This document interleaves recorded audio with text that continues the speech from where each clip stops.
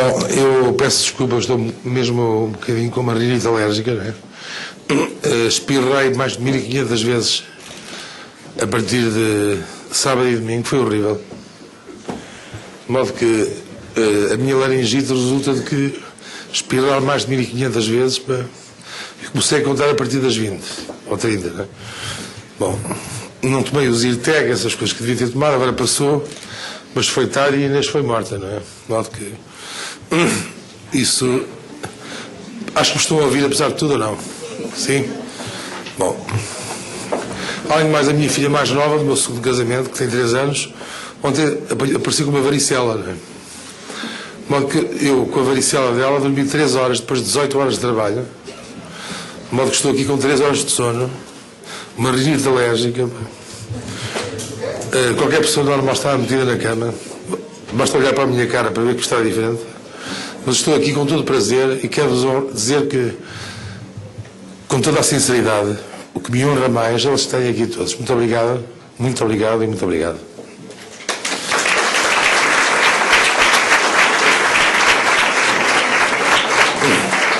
A segunda palavra é para explicar porque é que eu pedi ao Mané para estar aqui. Ele não se vai importar de contar esta área em público, não é? Eu conheci o Mané numa circunstância muito especial. Um professor universitário, que eu não vou dizer qual é, por uma questão de respeito, ele não tem respeito por esse professor, eu apesar de tudo tenho respeito por ele. Quando ele teve o acidente com o pai, esse professor disse ao pai para desligar a máquina que não valia a pena. Não foi, Mané? Quando eu conheci o Mané há muitos anos atrás, antes de ele ser aluno no Instituto, eu achei que podíamos os dois fazer qualquer coisa que valesse a pena. Hoje o Mané está no 3º ano de Ciências da Informação e, portanto, eu quero dedicar esta conferência porque ele ensinou-me comigo num trabalho psicoterapêutico duro, difícil às vezes, não é? Temos algumas zangas pelo caminho, não foi? Muitas zangas, mas ele está no 3º ano do Instituto e aquele a quem foi dito que vale a pena desligar a máquina, ele não vai ser ninguém. Hoje, tenho a certeza que vai acabar a licenciatura dele.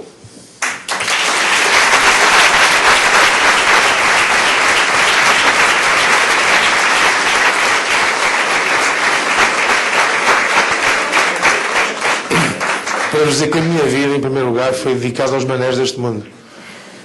Em primeiro lugar, dediquei toda a minha vida a resolver problemas quase impossíveis. O problema de Mané parecia quase impossível. Ele hoje está aqui ao meu lado como meu convidado principal, porque todos os problemas são possíveis de resolver quando nós estamos dispostos a tentar resolvê-los. Portanto, Mané, muito obrigado por me teres dado a oportunidade de demonstrar a ti próprio e a mim como todos os problemas são resolvíveis quando nós somos capazes do empenhamento comum. Muito obrigado mesmo, Mané.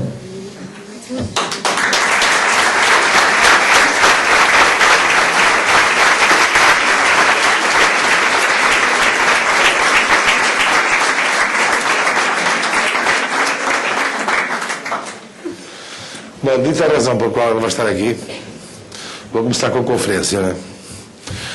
É evidente que a minha conferência tem um enfoque psicanalítico porque foi dessa base que eu parti e vou morrer nessa base.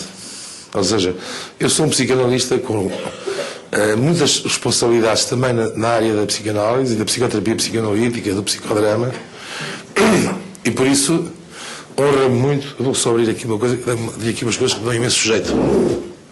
Arranjei-os da farmácia, que me tiram parte da rouquidão, que se chamam Ricola. Mas dão-me. Que me dão imenso jeito, pá. Mas, boa vontade que me caracteriza, eu vou chupando uma Ricola enquanto falo, pá.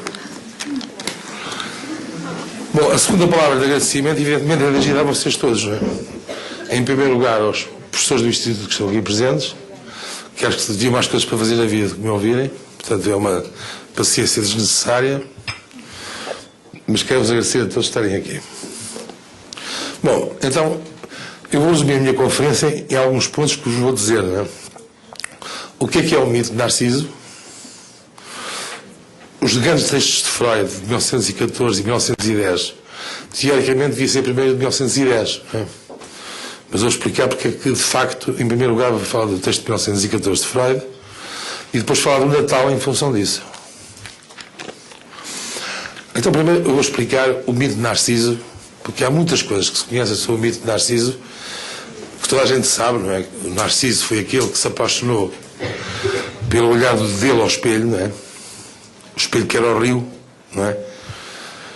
Mas, verdadeiramente, a história de Narciso é uma história muito mais complexa. Narciso era filho de dois rios, de um rio e de uma ninfa ligada ao rio, Liriópis, não é? Ou seja, nome da flor do lírio, não é? No mito originário, ele era filho de Céfiso, que era o nome do rio, que é o segundo nome do rio. O primeiro nome do rio era o rio Létis. Létis deu origem a letal. Portanto, era o rio da morte. Só mais tarde se chamou Céfiso. Portanto, ele era filho de Céfiso, do rio Céfiso, que se chamou primeiro rio Létis, não é? Que deu origem a letal, e por estranho que vos pareçam, deu origem a uma palavra grega fantástica, aletheia, que quer dizer verdade. Aletheia quer dizer verdade, quer dizer que a verdade se inscreve num lugar onde a morte é concebida, mas a morte pode ser ultrapassada. A verdade do humano, dos seres humanos, é aquela que se inscreve sob o signo da morte. Nós somos todos mortais. Mas é porque sabemos que somos mortais que somos capazes de construir aquilo que eu podia chamar o narcisismo de vida da espécie humana. Que é, fazíamos como os gregos. Os gregos sabiam ou dividiam o mundo em mortais e imortais, não é? Os deuses eram homens como nós, simplesmente eram imortais. Nós, os homens, éramos mortais.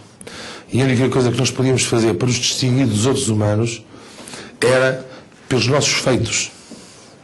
Alcibíades pela guerra, Sócrates pela filosofia.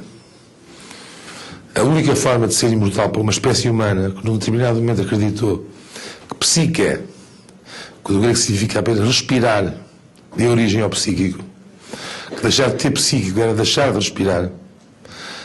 Essa espécie da qual eu comungo, porque eu faço parte dos filhos desiludidos e iludidos de Atenas e Jerusalém, ou seja, daqueles que cruzaram a cultura ateniense com a cultura dos filhos de Jerusalém, a cultura hebraica, a cultura cristã. Eu faço parte desses filhos desiludidos que, no entanto, continuam a manter o sonho de Platão, de que uma vida não refletida não vale, pura e simplesmente, o direito de ser vivida. E isso mantenho hoje, aos 60 anos, como tinha aos 20 anos essa certeza, como manterei até ao fim da minha vida. Posso-vos garantir. Narciso era filho de Céfiso e de Liriópis. O que é mais extraordinário na vida dele é que ele se transforma numa flor do rio.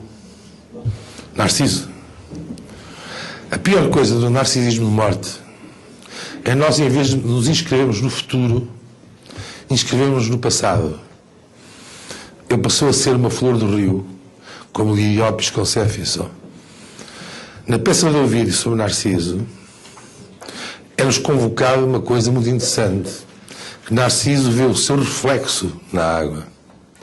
Ora, reflexo em grego também quer saber dizer olhar para trás. O que é que ele encontrou quando olhou para trás? Encontrou apenas o seu passado.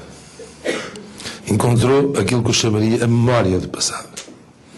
A pior coisa que pode acontecer a um ser humano é não nascer como era e por nascido. Ir-se embora, partir, levantar voo.